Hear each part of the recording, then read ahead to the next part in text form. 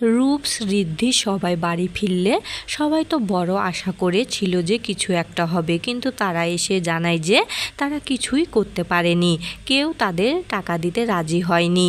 তখন ঠাম্মি বলে, তোরা ভেঙে পড়িস না, তোরা ধৈর্য ধর, আমরা সবাই মিলে এক থাকলে কেউ আমাদের কোনো ক্ষতি করতে পারবে না। তখন ঋদ্ধি বলে, দাদা ভাই আর শুভ গেছে, ওরা যদি কিছু একটা ব্যবস্থা করতে পারে তাহলে অন্তত এ বাড়িটা রক্ষা হবে, না হলে এ বাড়িটাও আমাদের ছাড়তে হবে। তখনই ডোনা চলে এসে বলে, আমরা কেন বাড়ি ছাড়বো, যাদের জন্য এসব হচ্ছে তারাই তো সবটা মিটিয়ে দিবে।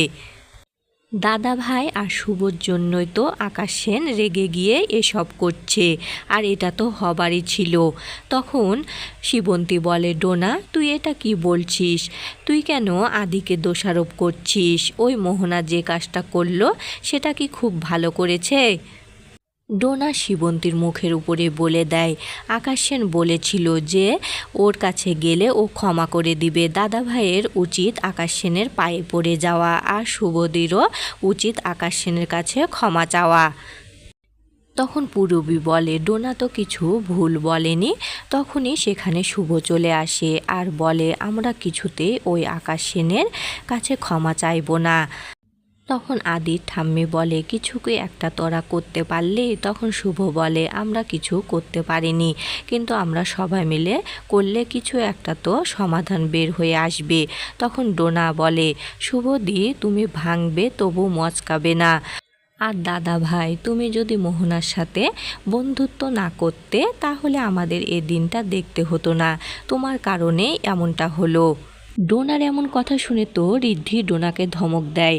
তখন আদি বলে, ওকে কিছু বলিস না, আজ আমার কারণেই তো আমাদের ফ্যামিলির এই অবস্থা হয়েছে। তখনই সেখানে মেজ কাকি চলে আসে আর বলে, দাদা ভাইয়ের অবস্থা খুবই খারাপ। এ কথা শুনে তো সবাই আদির বাবার কাছে চলে যায়। পুলক বলে, আমার ছেলের বৌমা এ অবস্থায় টাকার জন্য ঘুরে বেড়াচ্ছে আর আমি কিছুই করতে পারছি না, এটা আমি কিছুতে মেনে নিব না, আমাকে কিছু একটা করতেই হবে। তখন পূরবী বলে, এ অবস্থার জন্য তো তোমার আদরের ছেলে আদিই দায়ী, ও আমাদের পথে বসিয়েছে, এখন কি আমার ছেলে মেয়ে নিয়ে আমি রাস্তায় রাস্তায় ঘুরবো? তখন আদির মেজমা বলে, পূরবী তুই এটা কি বলছিস, আদি তো এই ব্যবসার জন্য নিজের প্রাণপণ চেষ্টা করেছে। তখন পূরবী বলে, কত যে চেষ্টা করেছে সেটা তো এখন দেখতেই পাচ্ছি, এখন আমাদের পথে বসে ছেড়েছে।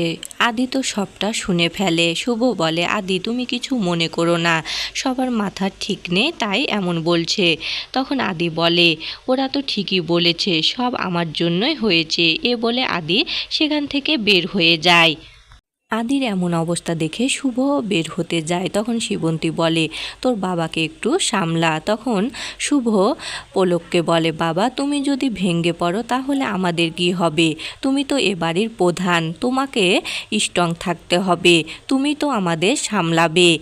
এরপর শুভ বলে, বাবা তুমি এখন একটু বিশ্রাম নাও, আমি একটা ফোন করে আসি।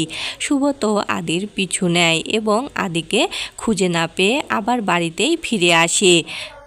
শুভকে দেখে সবাই জিজ্ঞাসা করে, কী রে কিছু হয়েছে, আর আদি কোথায়? ঠিক তখনই সেখানে আদি চলে আসে। আদি তো কাউকে কিছু না বলেই সেখান থেকে চলে যায়। তখন শিবন্তী বলে, ছেলেটার মাথা ঠিক নেই, তুই একটু ওপরে যা আর ওকে সামলা। শুভ আদিকে বলে, আদি তুমি কোনো চিন্তা করো না, তুমি একটু ঘুমিয়ে নাও, সব ঠিক হয়ে যাবে, তোমার মাথায় আমি হাত বুলিয়ে দিচ্ছি। শুভ আদির মাথায় হাত বুলাতে বুলাতে নিজেই ঘুমিয়ে পড়ে, কিন্তু আদি সারা রাত না ঘুমিয়ে জেগে থাকে।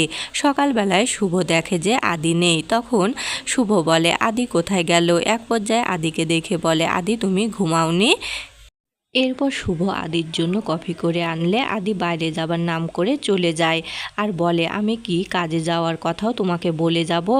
আর এদিকে শুভ তার মেজ কাকার সাথে আলাপ আলোচনা করে ব্যবসা সম্বন্ধে। তখন শিবন্তী বলে, ছেলেটা সারাদিন বাসায় নেই, শুভ একবার আদিকে ফোন কর। তখন শুভ যে ফোন করতে যাবে, আদি তখন মোহনাকে নিয়ে চলে আসে। মোহনাকে দেখে তো সকলে অবাক হয়ে যায়। মোহনা শুভকে দেখিয়ে বলে, আদি, আমি এই প্রথমবার তোমার পার্টনার হিসাবে এ বাড়িতে প্রবেশ করছি, তুমি একটু আমার হাতটা ধরো না। এরপর আদি মোহনার হাত ধরে বাড়ির ভেতরে নিয়ে আসে। শিবন্তী তো মোহনাকে দেখে একদম রেগে যায় আর বলে, আদি, তুই কেন ওকে এ বাড়িতে নিয়ে আসলি? আর তোমার এত বড় সাহস কী করে হলো এ বাড়িতে ঢোকার? তোমার জন্যই তো আমাদের এই অবস্থা। এরপর শিবন্তী মোহনাকে যে বাড়ি থেকে বের করতে যাবে, তখনই মোহনা শিবন্তীকে ফেলে দেয় আর শুভ শিবন্তীকে ধরে নেয়। শুভ আদিকে বলে, আদি, মাকে যে মোহনা ফেলে দিল তুমি কিছুই বলবে না? তখন আদি বলে, মার কি কোনো দরকার ছিল মোহনাকে বাড়ি থেকে বের করার?